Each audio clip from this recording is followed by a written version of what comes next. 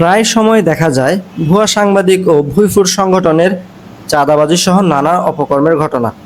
এবার চট্টগ্রাম নগরীতে সাংবাদিক ও ভেজাল প্রতিরোধ কর্মী নামে ব্যবসায়ীকে হয়রানির অভিযোগ পাওয়া গেছে। বিস্তারিত চট্টগ্রাম প্রতিনিধির বিশেষ প্রতিবেদনে।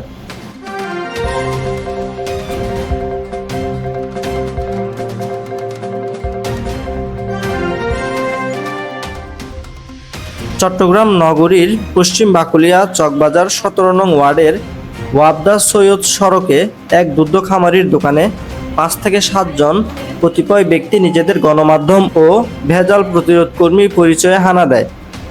এ সময় তারা সাপ্তাহিক অপরাধ ঘোষণা, দৈনিক দেশের কথা, যে টিভির সাংবাদিক পরিচয় দেন। দোকানি ও তার পরিবারের অভিযোগ, কোনো অনুমতি ছাড়াই হঠাৎ বাসায় ও দোকানে প্রবেশ করে ভিডিও করতে শুরু করে। আরও কি বলছে শুনে নিন ভুক্তভোগীর কাছে। আমার নাম মোহাম্মদ ইসা, 17 নম্বর ওয়ার্ড, সৈয়দ রোড, বাকুলিয়া। আমার একটা দুধের খামার আছে। এলাকাবাসীর চাহিদা মোতাবেক আমি এখানে দুধ বিক্রি করি, ঘি বিক্রি করি এবং সরিষার তেল, সব কিছু অনুমোদন আছে।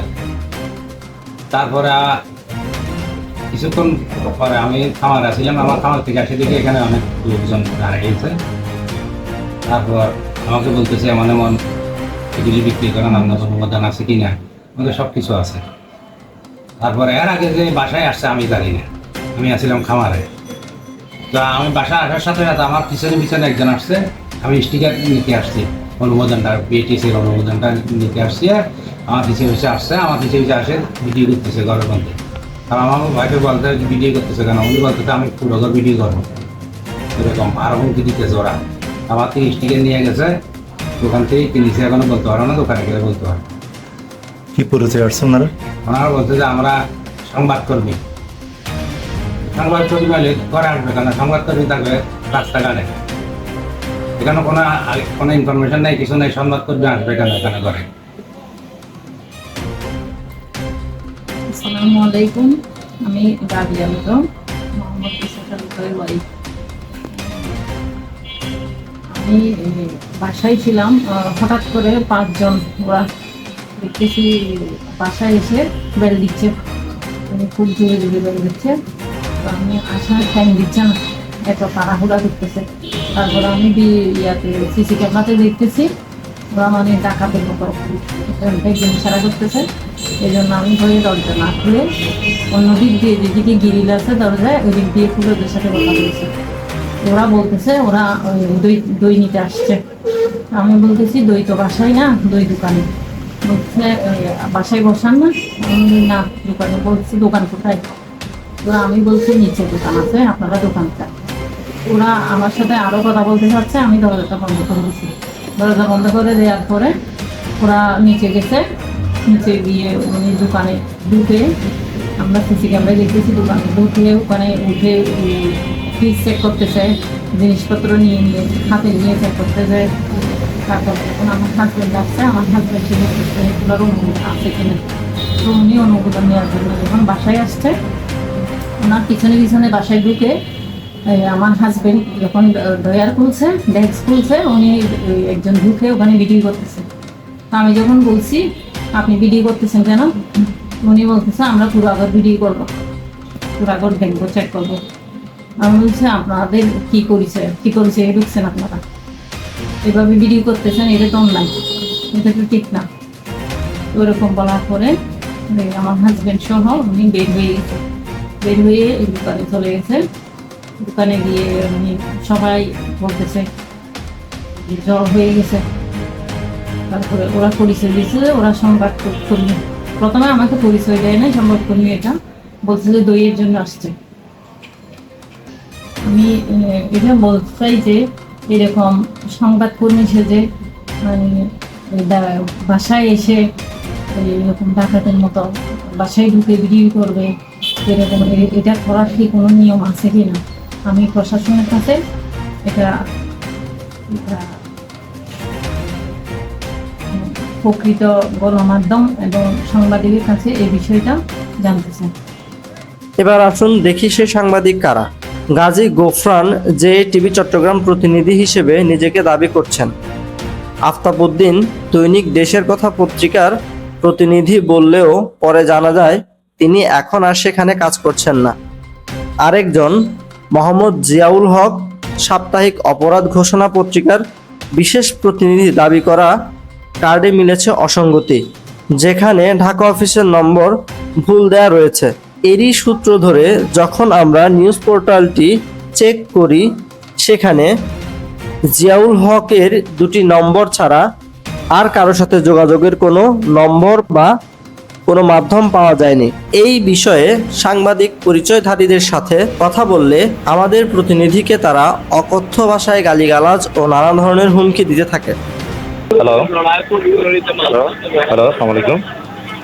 হ্যালো হ্যালো আসসালামু আলাইকুম। ওয়ালাইকুম কে বলছেন?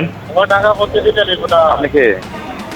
যে আপনি জেনে কল করছেন না? পেয়েছেন বলছেন আপনি? জি, আপনি কে? হ্যালো, আপনি কোথায়, অফিসে নাকি বাসায়? না, কি ব্যাপার বলেন না, কে করছেন, কে বলছেন আপনি? না, আপনি নাকি এখন ওই বেদরকারীদের পক্ষ ওকালতি করেন, একটু জানতে চাইছিলাম আপনার পরিচয়টা। আমার পরিচয় এখন জানছেন, এখন বলেন না কি করতে হবে, কি করবেন সেটা বলেন না। বুঝি নাই। এখন তো আপনার পরিচয় জানিয়ে কল করছেন না, কি যে কি করতে হবে, কি বলবেন সেটা বলেন না। পরিচয় জানতে কল করছি, আপনি বেদরকারীদের পক্ষ ওকালতি করেন। বেদর আপনি কি ভুক্ত অধিকার বা এই সরকারি সেরকম কোনো কিছু সম্পৃক্ত, সেরকম কোনো কিছু দায়িত্ব আছেন? সরকারি কোনো প্রতিষ্ঠানের সাথে সম্পৃক্ততার কথা বলি নাই। তাহলে আপনি বেদাল ভুক্ত অধিকারী এগুলো কাজ কার? দায়িত্ব সম্পর্কে আপনি জানেন না? না, আমি তো জানি না ভাই, জানতে হবে আর কি, বলেন না, আপনি বলেন, আমি শুনি। আমি সাংবাদিক শিব করতে, আপনি জানেন না? আমি জানি না, তবে আপনি বলেন, আমি বললাম তো শিখবো আর কি, বলেন একটু।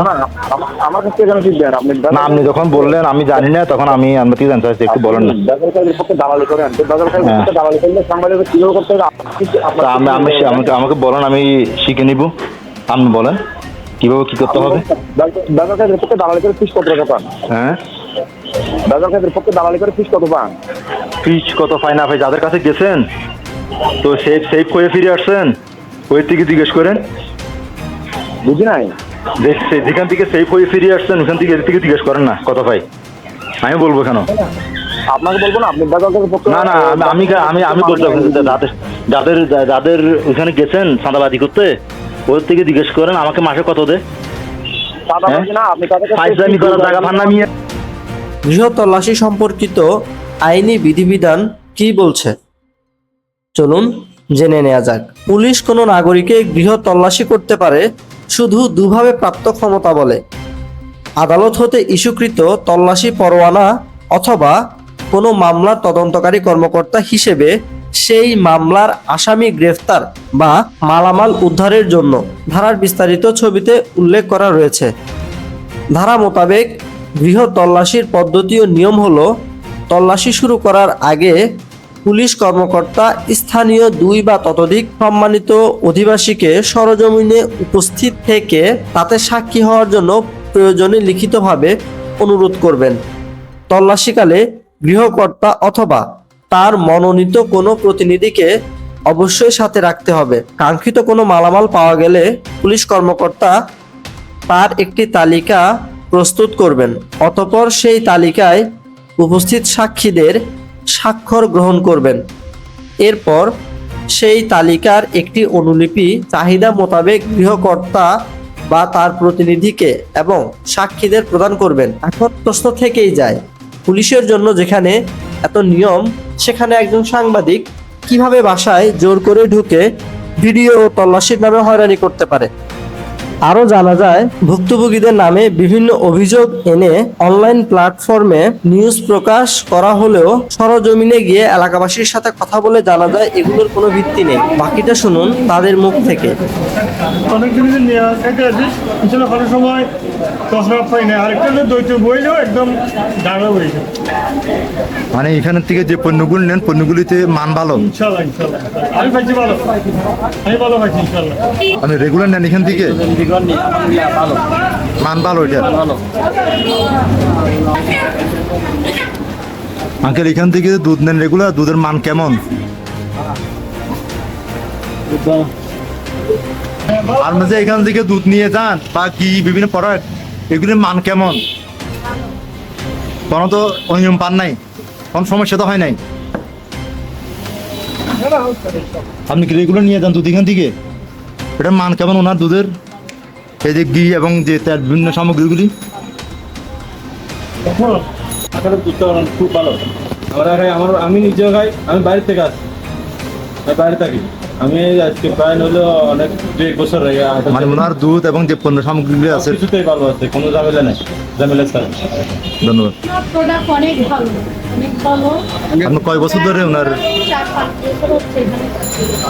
ওনার থেকে রেগুলার নেন? হ্যাঁ, রেগুলার না, 2 কেজি, 1 সপ্তাহ, 2 সপ্তাহ। এভাবে নেন তো ওনার যে ঘি বা তার দই এগুলো তো আমি কিনি না। শুধু দুধই। মানে এগুলি মান ভালো পেতে কোনো সমস্যা না, হয়নি। না, ভালো মানে। কোয়ালিটি ভালো। এই ঘটনায় ভুক্তভোগী পরিবার আইনি ব্যবস্থা নেওয়ার কথা জানিয়েছে। এসব ভুয়া সাংবাদিক রূপী চাঁদাবাজদের চিহ্নিত করার দায়িত্ব আপনাদের, সমাজকে রক্ষা করার দায়িত্ব আপনাদের। ধন্যবাদ।